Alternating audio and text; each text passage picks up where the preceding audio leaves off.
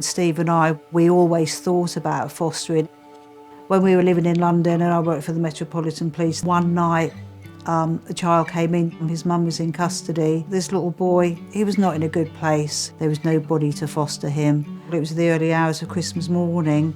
There was no other alternative but to take this child halfway over London to a children's home. All I wanted to do was take him home. I spoke to my husband Christmas Day. We were watching our children open their presents and I could not stop thinking about this little boy and what his Christmas was going to look like.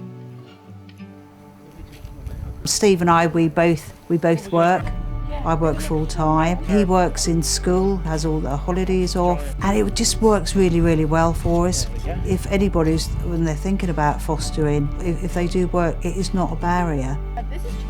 I think early on when we made those first steps, it was really, really important that we involved our children. With our youngest son, Harry, he was so involved all the way throughout our fostering journey. He actually came to panel with us and they asked him questions and he was able to ask questions as well. I feel by involving all the children in the first instance and then being so positive that it really, really helped.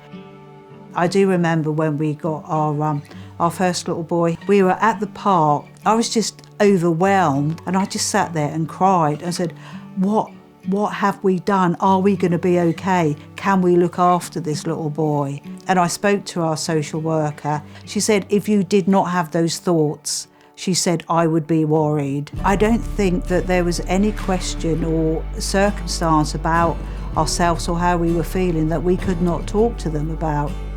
If you're thinking of fostering, and if you're just thinking, keep thinking, make those noises, speak to people and look at all children, that they're all individual, they're all unique, and yes, you can do it.